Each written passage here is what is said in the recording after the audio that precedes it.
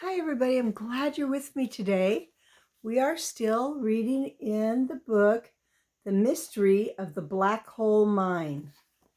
So, yesterday the boys got to go to Indian Springs. They're going to try to do everything they need so they can file that gold claim. But they found a gold shop and they're headed in there now. Chapter 5, The Secret of Crazy Calhoun. A sign over the counter read, Garsanjan Proprietor. Under that was a small blackboard with the chalked notation, current spot price, $412. DJ nudged.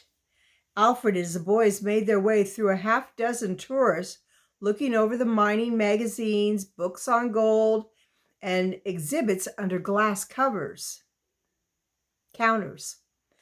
Wonder if that price means per ounce. Yes, but gold, like all precious metals, is weighed in troy ounces rather than, I don't know how to say this word, ardoipus. We better look that up. Ardoipus.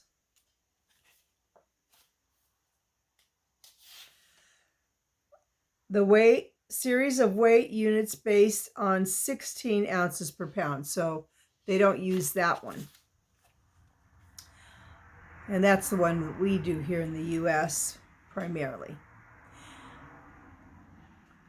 DJ shook his head, not understanding. Alfred whispered, Our Dorpus weight is based on 16-ounce pound, but Troy is based on 12-ounce pounds. Sometimes his best friend's knowledge bothered DJ, who wanted to be a writer. Elmer Kirsten, the newspaper editor where DJ worked as a stringer, said a writer must know a lot about everything, or at least know where to look it up. But DJ had not yet developed the wide interest his writing would someday require. While waiting for Mr. Sanjan, the boys looked around the various rooms in the old house that had been converted to a store. There were all kinds of mining equipment, ranging from pans and shovels to big dredges. The boys had often seen those in rivers. Now, my father-in-law had a dredge, and that was very interesting. And my son loves to look for gold in the river. This is what a dredge is: a small placer mining system commonly seen today in California's mother lode rivers. A pump forces river water over a unit on the surface. Sluices or slanted areas channel water, sand, gravel, etc., while the lighter gravel is carried off back to the river. The heavy gold is trapped in the carpet. The carpet is removed and the gold is reclaimed in a separate process. So basically, they use something to suck up sand and gravel out of the river, and it shoots it down this path, and the heavier things get stuck in that. Gold is one of them. Black sand is another one. Garnets. We find lots of garnets in areas where there's going to be gold. Now, they're not big ones by any means. They're little tiny ones, and they range in color from red to brown to purple. So now you know what a dredge is. In the semi-dark side room, a portable television screen was playing a video cassette. It showed a young man wearing a black wetsuit And a wetsuit is something that is very tight on you and keeps the water out. And when you're in cold water, that protects you from that terrible cold of the water. My son has one of those. Demonstrated how to use the dredge to mine for gold flakes in the rivers. What can I do for you boys? Mr. Sanjin asked, coming up behind the friends. The store owner looked like a tourist version of a 49er. He wore a wide-brimmed hat, red shirt, red suspenders, and old blue jeans. His full beard was gray streaked with brown. So there's still a little of the original brown color showing, but he's getting older. He was a big, solidly built man whose fingers flashed 6 rings, 3 on each hand. Only his index fingers were bare, so this finger, and I guess his thumb. The rings were unique, obviously native nuggets mounted on massive settings. DJ delayed giving his real reason for being there. He pointed to a colored photograph of the man's open palm pasted next to the cash register. Is that a gold nugget he's holding? Sure is. Weighed 15 troy ounces. Covers less than half his hand. One of my customers found it when he was digging a fire pit for his camp along a tributary of the Mad River. Wow, Alfred explained. Let's see. Based on the spot price on your board times 15 troy ounces, why, that's more than $6,000. Would have been worth more than that if it wasn't such a flat blob, the gold dealer said. He tapped the colored photograph and pulled up a gold chain from around his neck until a nugget emerged from the front of his shirt. Now, this one's much smaller, only 1.5 inches long, but it'll carry a premium because of the shape. DJ didn't think it looked like anything special until Mr. Sanjin said, "See, looks kind of like a question mark." "You buy gold?" DJ asked, still reluctant to bring out his nuggets. "Quite a bit. Lots of people try their luck at placer mining around here. You've probably seen them working the rivers outside of town. Even boys your age bring in a fair amount of dust and flakes." DJ asked, "How is gold bought?" "Placer gold, like these little vials of gold flakes or these tiny nuggets under my counter, is immediately negotiable. It's sold for cash. But when people offer me gold coins or jewelry, I ask for a bill of sale so I don't buy any stolen merchandise and maybe end up in jail on charges of being a fence.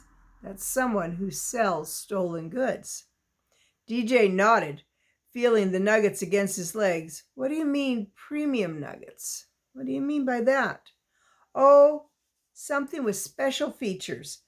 Sometimes the nugget resembles something, maybe the outline of a state or a president's profile, things like that." Alfred pushed up his thick glasses with his right thumb. "Then shaped special nuggets are worth more?"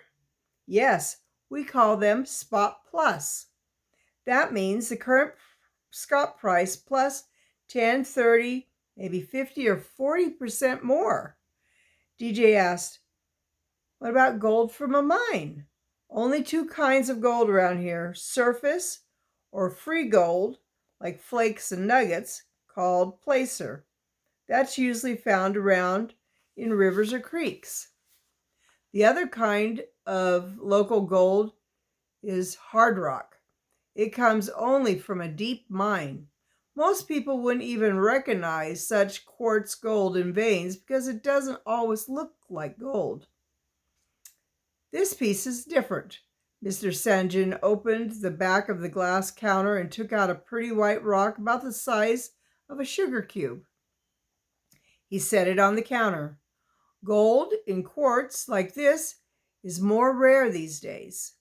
Hard rock or deep mine rock mining is too expensive. That's why, even with the price of gold as high as it is on the world market, it's not too common. When it's mined around here, the rock has to be crushed and the ore removed. Alfred said, "My folks took me to the Empire Mine State Historic Park in the Nevada County once. The docent showed us around and explained about how gold was recovered from rock." Mr. Sanjin nodded and continued. "With the high waters and heavy snowmelts we had this summer, more placer gold has been found around here than in years. But the deep rock mines are almost all closed. Some, like under this town, have a couple 100 miles of tunnels now filled with water. Seeped in after the operators quit working the pumps a few decades back. That's when the Cornish miners had to work with hammers and drills deep underground." DJ felt his heart skip a beat at something the gold dealer said. The boys touched the pretty white rock like quartz. "Is that a vein of gold?" he asked. "Part one." The dealer put the quartz back and moved to the far corner of the counter. "You boys keep talking if you want to. I've got to go finish up on this centrifuge force unit." DJ swallowed hard, following the man with Alfred. Something was troubling DJ, but he didn't know how to clarify it. Alfred looked at the centrifuge force unit. It was about the size of a large bucket sitting on the counter. "What's it do?" Alfred said. "Spin the water around so fast it throws everything into the center drain and leaves the heavier gold." "Is that what's left is in the black sand, or what I still see at the bottom?" "That's right. The centrifuge force works everything off but the heavy black sand. Then I work down to see if there are any gold flakes. See? I've got a whole bucket of those heavy metals that came off the dredge or sluicing. Maybe you saw that part done on the video screen." The boys nodded as Mr. Sanjin used a large shallow dipper to lift black sand from a bucket into a wash tub of water. DJ's troubled mind had framed his thoughts carefully. He asked, "Are you saying that placer gold and quartz gold aren't found together?" "Quartz comes from deep underground, while placer is found on the surface. It's not the same thing." For the first time, Alfred seemed to realize what DJ was thinking. The boys' eyes met as they considered a strange discovery. DJ made up his mind. He reached in his pocket and pulled out the nuggets. Mr. Sanjin's eyes widened. "What you got there?" "I found them," DJ said softly. "One shaped like a heart, the other one like..." The dealer interrupted. "Sometimes I pay 2 or 3 times the market values for nuggets with distinctive figures. Want me to weigh these for you?" DJ nodded and followed the dealer to a small set of balance scales. He carefully lifted the larger nugget from DJ's palm and placed it on one end of the scales. He took some weights from another box. DJ noticed each weight was stamped Troy. When the delicate scales were perfectly balanced, Mr. Sanjin bent and looked carefully. 5 ounces, nearly half a pound. "Now let's try the other one." It balanced out at 3 ounces. Give you top dollar for them, the dealer said, standing up straight. This close to Christmas, I'll be able to sell them pretty fast, I think. So I'll give you more than I might in the summertime. DJ shook his head and put both the nuggets back in his pocket. No thanks, they're not for sale. At least not now. Outside the store, Alfred was almost jumping up and down. Do you realize how much those are worth, DJ?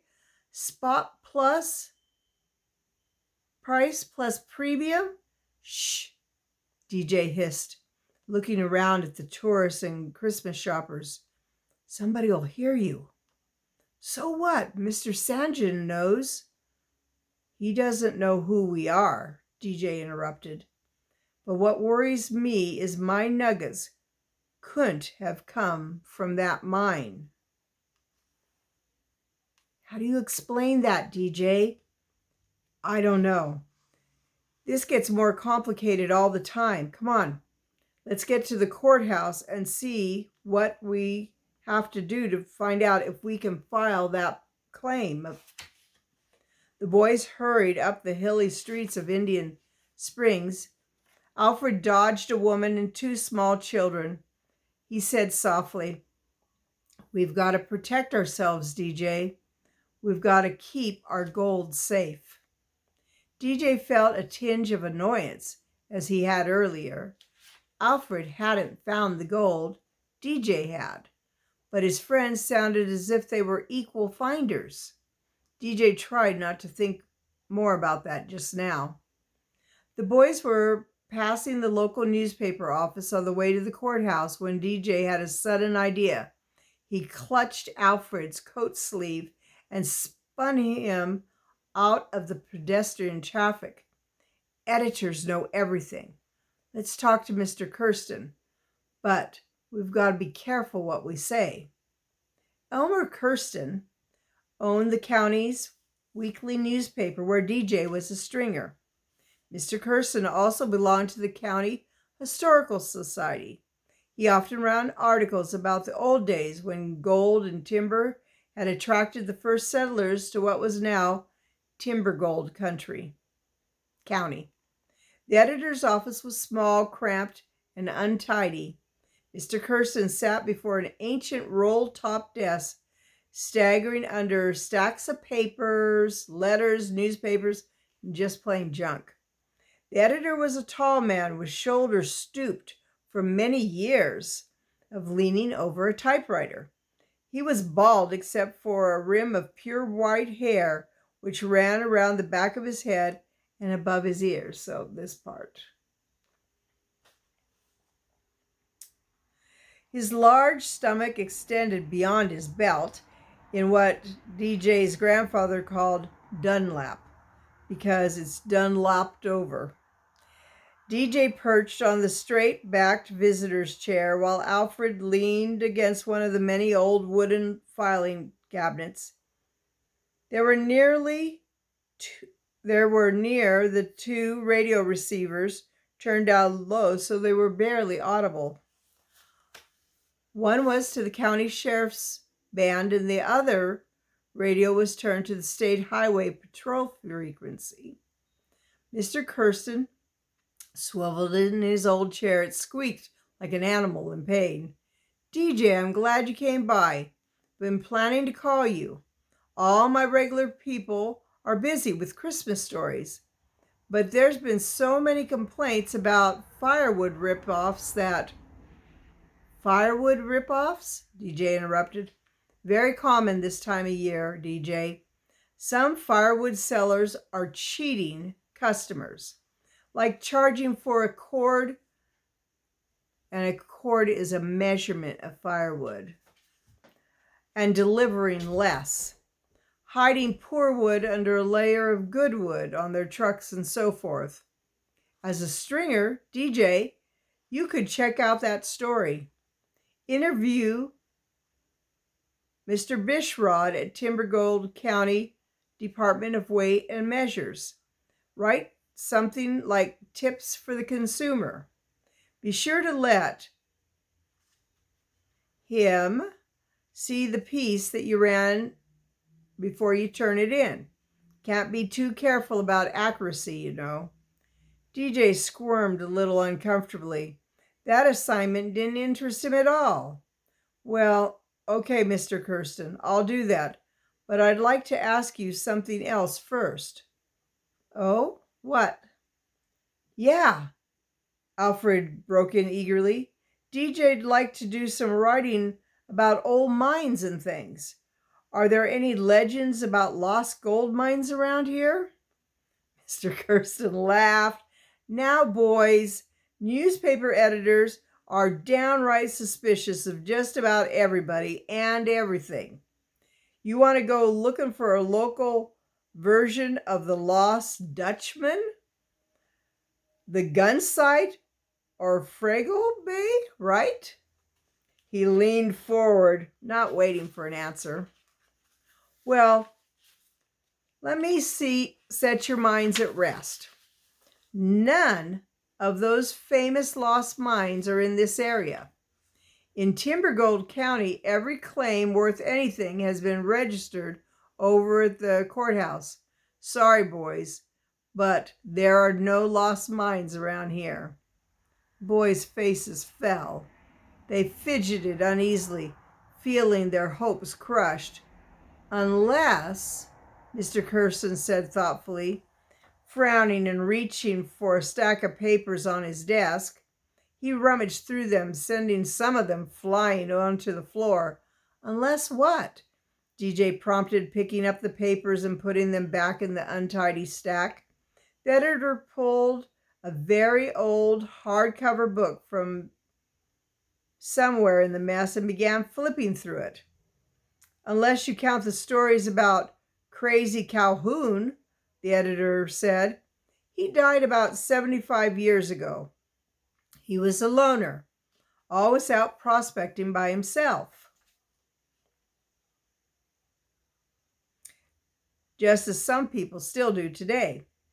But one day, Calhoun showed up with some of the richest quartz gold anybody had ever seen. Wouldn't tell anybody where he found it. Of course, just said he'd struck it rich in a mine. What happened? DJ asked, thinking he might have discovered the old prospector's mind. Well, nobody ever did find out where Calhoun really got his gold, and those who tried to follow him into the mine came back with wild stories about spooky things happening to them. DJ could hardly breathe. He was so excited. Where was the mine supposed to be? Nobody knows, except somewhere around Jawbone Ridge. Anyway, Calhoun finally just vanished. His secret went with him. About the only thing folks know for sure is that Calhoun used to say the mine was cursed. Cursed? The boys spoke as one and reached for the old book. The editor didn't seem to notice and continued holding it. Well, not really cursed, of course. There's no such thing except when we read about it in the Bible. But there's one story in this old book about the mine having some kind of mystery to it. What is the mystery? DJ asked breathlessly. As I remember, Calhoun claimed that once a few men did manage to follow him to the mine. They tied him up and entered the shaft, but they all died. Some mysterious and invisible germ or gas or something got everyone except Calhoun. Alfred nodded. Probably methane gas. Comes from rotting vegetation, even old timbers. Has no odor or color, yet it's poisonous and explosive. The editor nodded. You must read a lot, Alfred. Methane is really deadly. He paused. You boys aren't thinking of going into some old mines, are you? They're very dangerous. You could be trapped by a cave-in or overcome by deadly fumes, or you could turn out getting lost in the tunnels. You two should stay out of such places. Before the boys could add answer, the editor stopped turning pages. Ah, here it is. The chapter called Mystery of the Black Hole Mine. Both boys said together, "The black hole mine?" They leaned forward to gaze at the page. Mr. Kirsten added, "That's what Calhoun called it, but remember, everyone pretty much believed the old man made up the whole thing. Of course, he did show up with some rich quartz gold. Anyway, if the mine ever did exist, its location is lost to history. Calhoun never filed a claim on it, so it belongs to whoever finds it. I heard that some of those old recluses up on the hills sometimes look for it, but no sensible person does. It just doesn't exist." DJ wasn't so sure. He asked if he could borrow the book. Mr. Kirsten handed it to DJ and told him to have the firewood rip-off story finished for next week's edition. DJ carried the borrowed book to the streets. As soon as the boys turned the corner, they stopped and examined the books. The friends quickly read the short article. Their eyes met. "No doubt about it," DJ whispered. "I've discovered the black hole mine." "Yeah," Alfred whispered back. His Adam apple worked up and down on his skinny throat as though he were having trouble breathing. "But what else have we done?" Wow, that was a great clue.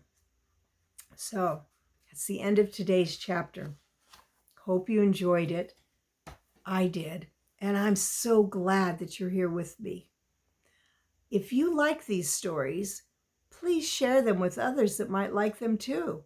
I started from the very beginning of the series, and I'm on the 6th book already, so people can go back and listen to them anytime they want.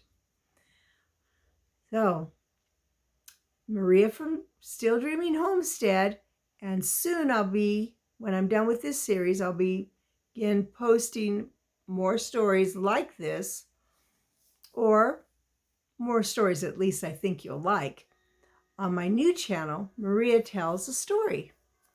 So I want to pray blessings on you and yours, in your house, out of your house, in the day and the night.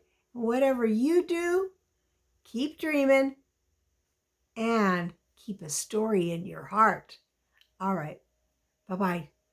Read to you tomorrow.